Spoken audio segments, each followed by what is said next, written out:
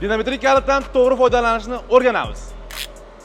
Video so'ngida esa hech qayerdan, hatto internetdan ham topolmaydigan ma'lumotni beraman. Ko'pchilik so'ragani uchun, iltimos qilgani uchun bu videoni olishga qaror qildim. Bizda asosan shilchkoviy va sifrovoy turlari ommalashgan. Shilchkoviy turdan foydalanishni ko'radigan bo'lsak, bizga 40 nm yuklama kerak bo'lsa, 40 raqamiga 0 ni olib kelsak bo'ldi.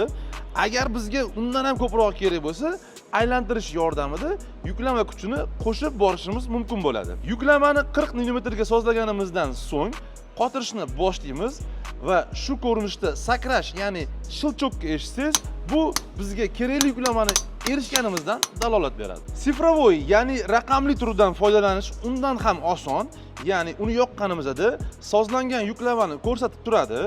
Bizga ko'proq yoki kamroq yuklama kerak bo'lsa, yo'naltirgichlar yordamida o'zgartirsak ham bo'ladi. Yuklamani 50 ga sozlab qotirishni boshlaymiz. Eng asosiysi ekranda berilayotgan yuklamani kuzatib turishingiz mumkin. Kerakli yuklamaga yetib borganda qizil chiroq sizni ogohlantiradi. Endi bo'lsa va'da berilgan ma'lumot. Bizda hozirgi kunda ommabop bo'lgan 1.5 bidok va 1.2 CSS Prime dvigatellarni boltlari uchun qo'yilgan yuklama jadvalini ko'rishingiz mumkin. Bu videoni bo'lsa yo'qotib qo'ymaslik uchun do'stingizga jo'natib qo'ying yoki saqlab qo'yish esdan chiqmasin.